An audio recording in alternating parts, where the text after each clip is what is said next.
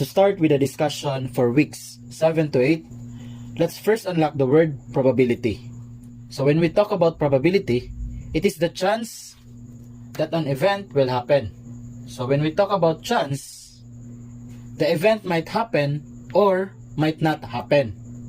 When we solve for the probability of a certain event, it could be in the form of fraction, decimal, or percentage. Let's try to answer the following examples. For the first example, what is the probability of getting a head in tossing a coin? So when we toss a coin, there is a possibility that it could be a head or a tail. So when we solve for the probability of a certain event, you will use this formula.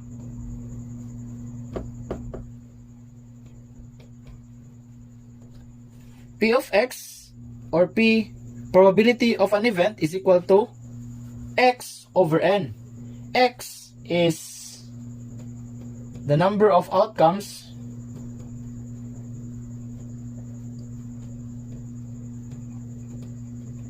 while n is the number of possible outcomes.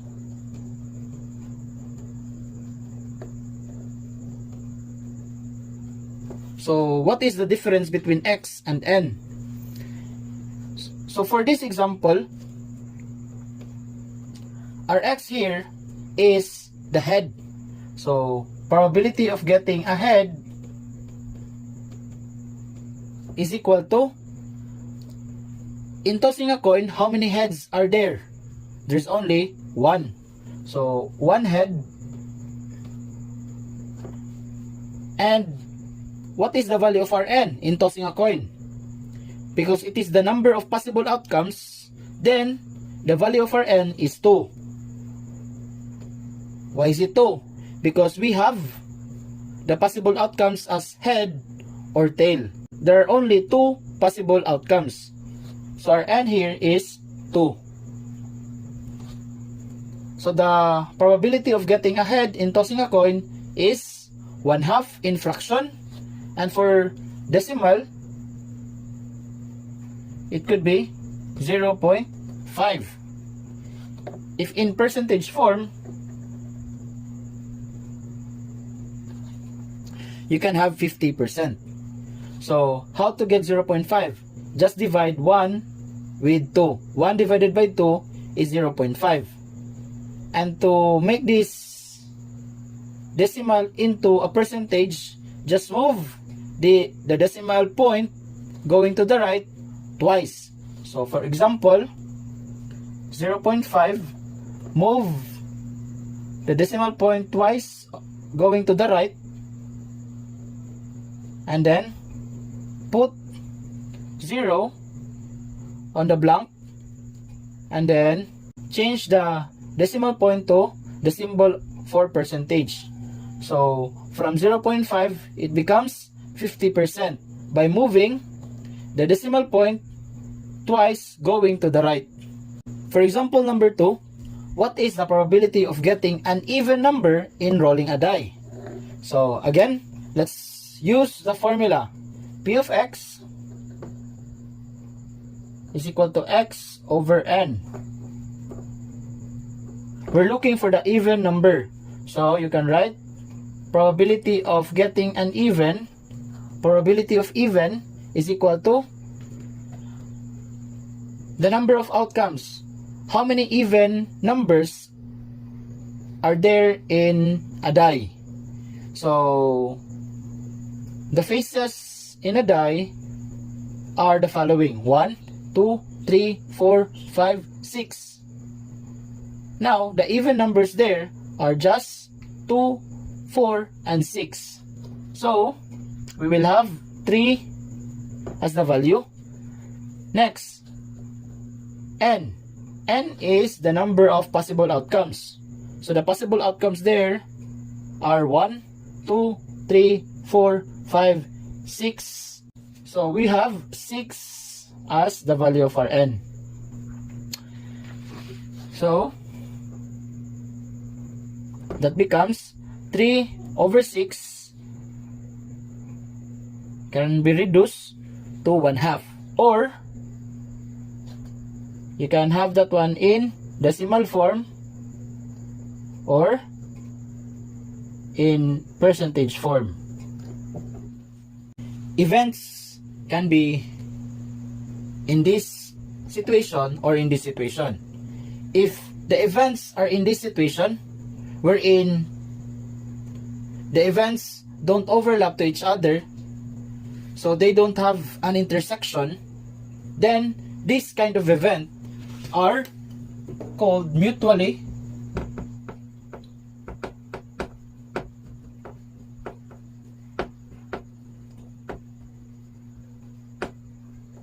exclusive events. So these are events that things can't happen at the same time. Again, mutually exclusive events are things that can't happen at the same time, while this kind of event are called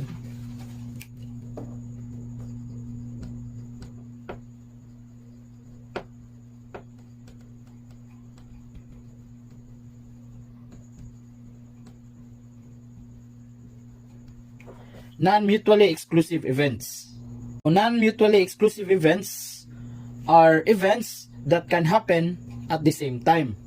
So, to differentiate the two, when we talk about mutually exclusive events, two events don't happen at the same time. For non-mutually exclusive events, the events or two events can happen at the same time. So, let's have some examples to really differentiate the two. Example for mutually exclusive event is, what is the probability of getting a 5 or 6 in rolling a die? While for non-mutually exclusive events, what is the probability of getting an even number or greater than 3 in rolling a die? So, in this situation, when we roll a die, there is no possibility or chance that when you roll a die, the result will be 5 and 6. It's either 5 or 6. So it can't happen at the same time that the result in rolling a die is 5 and 6. So this problem is under mutually exclusive event because 5 and 6 can't happen at the same time. So to solve that one, we use this formula. Probability of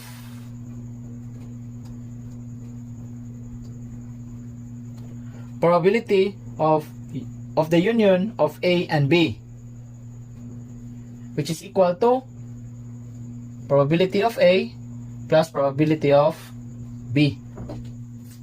So the probability of A, which is the result in getting 5, plus probability of B, which is the probability of 6.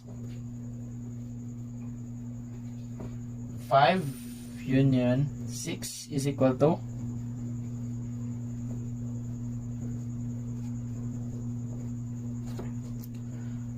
next, what is the probability of getting 5?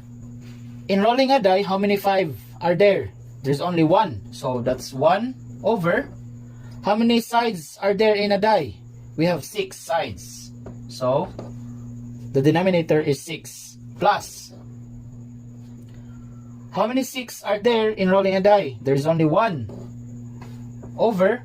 How many faces are there in rolling a die? There are 6. So the denominator is 6 also. 1 over 6 plus 1 over 6 is equal to 2 over 6. And you can reduce that one to 1 over 3 or 1/3. It could be in fraction form or in decimal form or in percentage form. Next, let's solve this problem. What is the probability of getting an even number or greater than 3? So, when we say about even number, in rolling a die, we have 2. We have 2, 4, and 6. While greater than 3 are 4, 5, and 6. As you can see, there are numbers that are repeating, which is 4 and 6. So when we say repeating, it means those numbers are the intersection of the two events. So 4 and 6. For this circle, this is the even numbers. While this circle is for the greater than 3. 4, 6, and what lacks there is 5. Let us solve. Using this formula, probability of the union of A and B is equal to probability of A plus probability of B minus, because it's under non-mutually exclusive events and they have an intersection, so deduct the intersection to the total of event A and event B minus probability of the intersection. So the intersection is, the symbol is like this, probability of the intersection of A and B. This means the numbers 4 and 6. Now, let us solve. So, the event A is getting an even union of B, which is greater than 3. So, when we say greater than 3 is equal to probability of getting an even. What's the probability of getting an even? Even plus probability of getting greater than 3 minus probability of the intersection of even and greater than 3. Probability of getting an even. Again, the even numbers are 2, 4, and 6. There are only 3.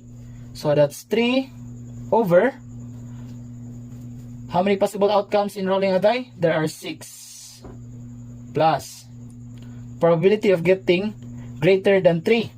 The greater than 3 are 4, 5, and 6. There are also 3 outcomes over possible outcomes, which is 6, minus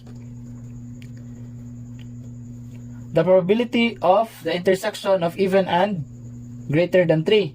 So the intersection is 4 and 6. There are 2 outcomes, so that's 2 over 6. Again, where did we get 2? Because there are 2 numbers that intersect from these events. So we have 4 and 6, so there are 2 outcomes. So we put 2 over 6. Again, why is it 6? Because there are 6 possible outcomes in rolling a die. Solve. 3 over 6 plus 3 over 6 is 6 over 6. Minus 2 over 6. That is equal to 4 over 6. It can be reduced to 2/3. And that's the final answer for non-mutually exclusive events. Let's have more examples. So we have 3 sets. Set A, B, C. For set A, these are the elements. For set B, we have these elements. And for set C, we have these elements. Now let's solve or find the following. Number 1. What is the union of A and B? So it doesn't talk about probability, but it talks about the union of the 2 sets or 2 events. So let's write the following. We will just, because it is union, then we will just combine the elements from A and B.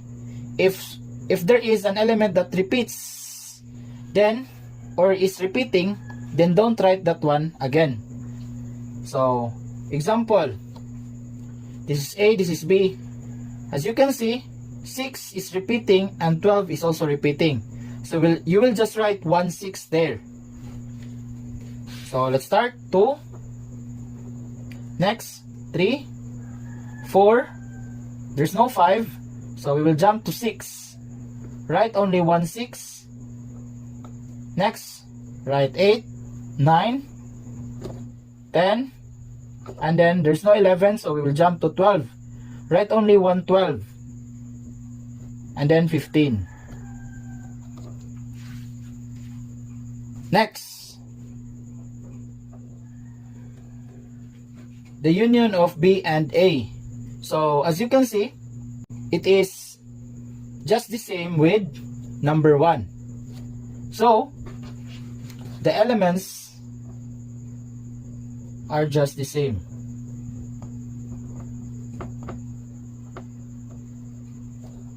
Next, number 3, the union of the 3 sets. So you will write all the elements except those elements that are repeating. Just write them once. So we have 1, next 2, 3, 4. We have 4 here and we have 4 here. So write only 1, 4. 5, there's no 5. 6, 7, 8, 9. We have 10. Write only 1, 10. 11, there's no 11. Next, 12. We have 12. Write only 1, 12. Next, 13. And there's no 14. So let's jump to 15. And then 16. So let's have another example. This example is a probability using a spinner. So example, we have this spinner here. And we have the arrow there. Let's try to solve the following probabilities. Number 1, probability of getting 1 or 2. So when we say or, it means union. So it's probability of union of 1 and 2. First, probability of 1. Probability of getting 1 is 1 because there's only one in the wheel, over how many possible outcomes? We have 1, 2, 3, 4, 5, 6, 7, 8 over 8 plus probability of getting 2. How many 2's are there? There are 2 2's. So we have 2 over 8 because there are 8 outcomes is equal to 1 plus 2 is 3 over 8. You can directly add the numerator because the denominator are just the same. So the result is 3 over 8. Next, probability of not getting 4. If this is 4, the probability of not 4 is this one. So how many not 4 are there? We have 1, 2, 3, 4, 5, 6, 7. So we have 7 over 8. Next, probability of not 0. So not zeros are 4, 2, 7, 2, and 1. There are 5 not zeros. 5 over 8. Next, probability of getting 0. So how many zeros are there? 1, 2, 3. We have 3 over 8.